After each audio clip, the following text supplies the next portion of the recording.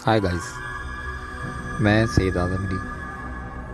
वो कौन थी का पार्ट 2 लेकर आया हूँ। प्रीवियस पार्ट में आपने उन लड़कियों की बेचैनी सुनी कि वो लड़कियां मिस शैला का इंतज़ार कर रही थीं और उस गर्मी के मौसम में आसमान पे अचानक बादल आ गए थे और तेज़ हवाएं चलने लगी थी। आइए सुनते हैं वो कौन थी का पार्ट 2। अरे यार, ये मौसम अचानक इतना औसम कैसे हो गया? पता करो कहीं मैम शैला पहुंच तो नहीं गई कॉलेज। वो सब अपनी अपनी बातों में मगन थी कि खिड़की के पास बैठी नोविया की नज़र बाहर पड़ी तो वो तेज़ी से रंग बदलते मौसम को देखकर चिल्ला उठी। उसकी चहकती आवाज़ ने सब लड़कियों को तवज्जो बाहर की तरफ मबजूल कर दी। अब सारी लड़कियां खुश दिखाई देने लगी थीं।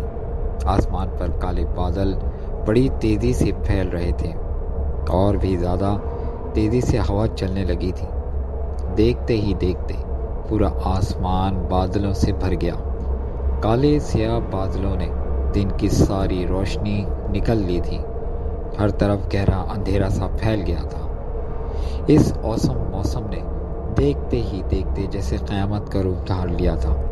क्लास की सब बच्चियां हैरत और खौफ से लम्हा ब लम्हा रंग बदलते आसमान को देख रही थीं।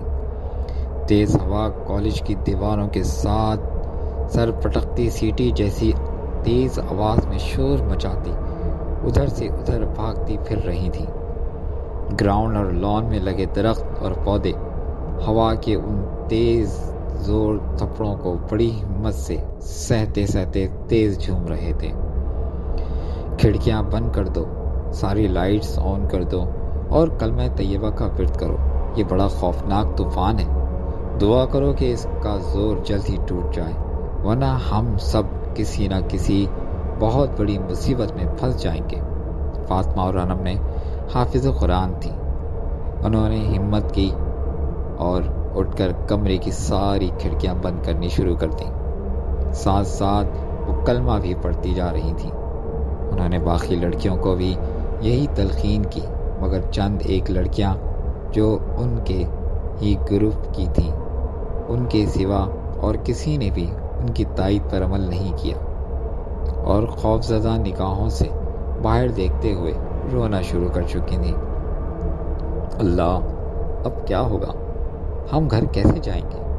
मेरा तो घर भी इतनी दूर है और मुझे जाना भी अकेले ही पड़ता है और आज तो लगता है कि कोई रिक्शा टैक्सी भी नहीं मिलेगी। या अल्लाह, मैं क्या करूँ अब? समन मौसम के बिगड़ते तेवर देखकर सबसे ज़्यादा परेशान हो रही थी। उसका घर वाकई बहुत दूर था और दूर तो मिस शैला का भी घर था, बल्कि वो दोनों एक ही इलाके में रहती थीं, बस सेक्टर अलग अलग थे। इसी वजह से चंद एक बार मैम शैला से लिफ्ट भी ले चुकी थी। परेशान मत हो, मैम शैला के साथ चली जाना, तो वो तुम्हें हिफाजत से तुम्हारे घर पहुंचा देंगी। बस दुआ करो कि वो इस तूफ़ान में खैरियत के साथ कॉलेज पहुंच जाए किसी न किसी तरह। इरम ने उसे तसल्ली दी तो भी मैम की खैरियत के लिए दुआ गो हो गई। जैसे जैसे वक्त गुजरता जा रहा था, मौसम और ज़्यादा ख़राब होता जा रहा था। हवाएं खूब शोर मचाती, सरपटकती।